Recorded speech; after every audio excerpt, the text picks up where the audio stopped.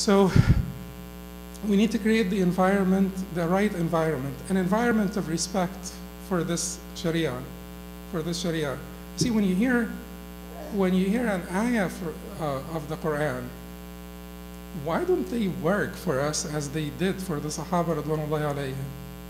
You know, one ayah would work for someone, would completely change his life. Would make someone make like a complete U-turn. Why are they not working? You know what? One of our problems is that we have an enormous amount of laziness. But the worst type of laziness that we have, and let's be frank, we need, for us as an ummah, to have renaissance, to have revival, awakening, renaissance, we have to be somewhat frank with ourselves. We are an ummah that has become quite lazy, extremely lazy. You see, our ancestors, they've achieved miraculous changes in the entire world, in the entire history of humanity, by, you know, via the guidance of the Prophet ﷺ, or according to the guidance of the Prophet ﷺ, and because of the guidance of the Prophet ﷺ that he had given them. You know, enormous changes. If you read the history, this is enormous. Everybody knows Michael Hart's book about the Prophet ﷺ being the most influential in human history. So what happened to us? We have become lazy, and the worst type of laziness is not our physical laziness, which is true, you know, but we have mental laziness and spiritual laziness as well, and both are worse than the physical laziness. Do you know that we are, if you think about it, if you read those ayat of the Quran and you actually do not listen to them just with your ears, because there is a difference between audition, hearing, which is an auditory function, the ossicles in your middle of the ear vibrate, transmit waves into your brain, and then you comprehend the words. But that is not really how they listen to the Quran. There was a lot more. There were other phases. There was the contemplation, the analysis, reasoning, pondering, so on and so forth, which we are too lazy to do, because we read and we just want to read, and you want to finish your hizb, and you want to finish your juz, and you want to memorize because you want to show off that you memorized. Or we want to memorize because we want to show off at the end of the day that we memorized. But there is not enough effort being put into, you know, really understanding just the second phase, which is the mental comprehension, let alone the spiritual comprehension. The mental comprehension, that even we're too lazy to seek. And then comes after the mental comprehension, which is important, a third stage. If you don't reach that third stage, then reaching the first and the second will not help you much. It's commendable to listen to the Quran, even if you don't understand the meanings. But it is not enough. It will not change you. It will not transform you. It will not make you a better person. It will not draw you closer to Allah. It will not get you nearer. It will not get you more correct in your actions. It will not give you more certainty in your faith. So you need to go through the second phase, but you can't stop there. You have to go through the third phase, which is to take that verse that you're able to comprehend by the intellect of your brain, to take it to a different level, which is to try to comprehend it by the intellect of your heart, which is a lub, which is inside, you know, which is within your fu'ad, that is within your heart, that's within your chest. So that lub, إِنَّمَا يَتَذَكَّرُ أُولُو الْأَلْبَابِ, verily the ones who will remember are those of understanding. That is the translation usually used, but albab is the plural of lub, and lub is the very innermost brain of the heart, or mind of the heart, or intellect of the heart.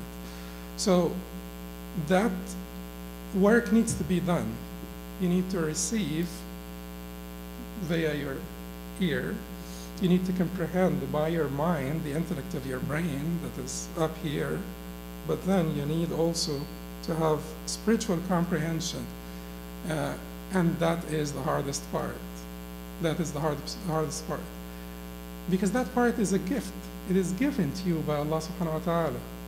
You could be, you could have an IQ of 140, 50, 60, 70. You could be the most genius man. He said Einstein had an IQ of 180. You could have an IQ of 220. Keep in mind, Einstein, in terms of, religion and so on, Einstein was Einstein. So you could have 220, whatever it is that you want to have. But again, at the end of the day, it stops here. And all of those genius people, some of them believe, keep in mind, it doesn't lead them to the truth by consensus. Because if it leads them to the truth, then we would have layers of people. All the people with an IQ of 180 will be this religion. All the people with an IQ of 160 will be that religion. But you'll find people who have an IQ of like 160 or 150, and they come from various backgrounds as far as like religious backgrounds or faith groups. So by consensus, by human consensus, by simple reason, it doesn't lead you to the truth. Because if it does, then all of the genius people would have arrived at the same place, but they didn't. So we need to have respect for this knowledge, and we need to have like effort, put effort into understanding and comprehending by your heart so that it will affect a change in your life. Part of this is the respect to the deliverer, the scholar, the speaker. It is part of it, because he is conveying the message from the Prophet ﷺ. In fact, this was clearly stated by the Prophet ﷺ in a hadith that is reported by Abu Dawood and Tirmidhi, in which the Prophet ﷺ said, "Laysa minna," he's not one of us, "man lam yarham saghirana," he who does not show mercy to the young amongst us. Wa yuwaqqir kabirana, does not show respect to our elders. Wa ya'rif li'alimina haqqahu, and does not recognize the rights of the scholars amongst us in our report. So respect for the scholar. Imam Shafi'i said, when I sat before Imam Malik, I used to flip the pages very gently so that he doesn't hear the sound of the flipping of the pages. He's so, considerate of his sheikh that he is flipping the page gently so that he would not disturb his sheikh, Imam Malik. Shu'ba, may Allah bestow mercy on him, Amir al-Mu'mineen for hadith, that's the highest ranking in hadith, said that whenever I learned the hadith from someone, I showed servitude, like I served him as a servant. I considered myself to be his servant for the rest of my life. Whenever I learned one hadith from someone, I considered him to be my servant. I considered myself to be his servant for the rest of my life. It is not out of, over-glorification of people. It is out of respect for the substance they deliver, out of respect for what they are trying to convey. And there is so much that certainly could be said about this, but the glad tidings for you is that there is respect and good treatment for the student of knowledge. And all of us switch places, switch seats, by the way. You learn from someone and you teach someone, and you learn from someone and you teach someone. So we all switch seats. So all of us are addressed by both ends. The respect for the scholar, the respect for the student of knowledge.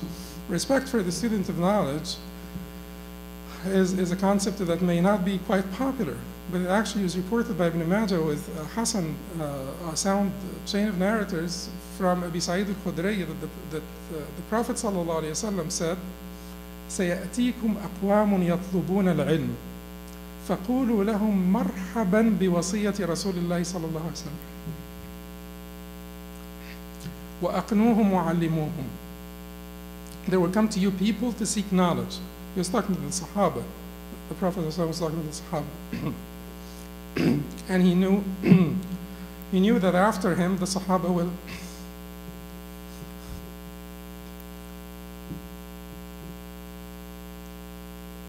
will take that seat. So he said that there will come to you people who will seek knowledge. So when they do, say to them, welcome, O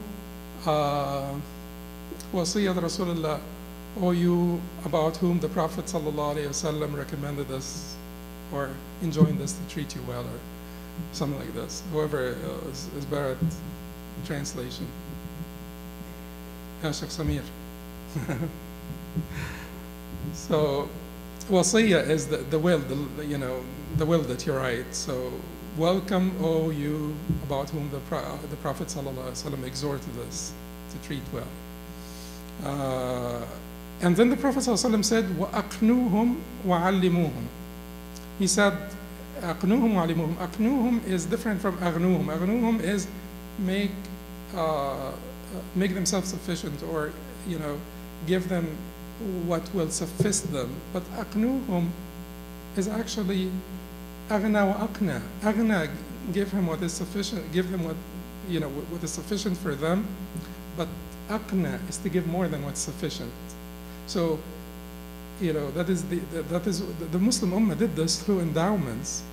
They gave the students of knowledge enough money that is sufficient for them, and even more, because we want to recognize and honor their pursuit, because it is not only good for them, it's good for the Ummah collectively. وَأَقْنُوهُمْ وَعَلِّمُوهُمْ. So make them rich or well off and teach them. So that is the wasiyah of the Prophet ﷺ to the companions. Lastly, I'm quite pleased to see that the sisters outnumber the brothers. And I was just speaking about this to the brothers here, and I said to them that the ROI, return on investment, is much better when you address the sisters. For various reasons, and the fact that they outnumber the brothers is quite good. And it is really important that the Muslim sister understands how Islam honored her. They are also under, a vicious attack. Their faith is under a vicious attack, and you feel so much in pain when you can compare what Islam brought for them, how Islam honored them, and the misconceptions that are being spread about it in this regard. So it is really important that they seek to know much more about this, because they will love their religion a lot more if they get to know more, and to not be deceived. Al-Maghrib is here. By the way, I'm not a Maghrib speaker, I'm not a Maghrib instructor. I belong to the Sharia Academy of America, and I teach for IOMN, but I was one of the people who were most interested in bringing in Maghrib here to the Twin Cities, and continue to be, for a simple reason. And I said it clearly to the brothers who work with me in Sharia Academy. For the job that we wanted to have done here in the Twin Cities, they are the right people to do it. They are the right organization to do this job. They are creating an atmosphere that will not only last for the period of the seminar, but they would connect the youth to tens of thousands of practicing Muslim youth around not only, actually around the globe, London, Montreal, etc. And that is enormous. That is enormous. If you don't understand how important that is, that networking of practicing Muslims in a country that is pretty much a continent in which 300 million people live, the Muslims are only, I'm not going to say how many they are because everybody will disagree, no matter which number you pick. But the Muslims are just a tiny minority. And so the fact of connecting, networking between, tens of thousands of practicing youth for our youth is enormous. And I thought that the Maghrib was able to do this much better than any other organization. So they deserve to have the red carpet. And I hope, inshallah, that we will continue to extend that royal treatment to them. There has been enormous effort done by Abu Ammar Ubaid here and his entire team You know, I have to really recognize their effort because it was beautiful effort, and workers for this path must be recognized. جزاكم الله خيرا. سبحانك اللهم وبحمدك أشهد أن لا إله إلا أنت أستغفرك وأتوب إليك.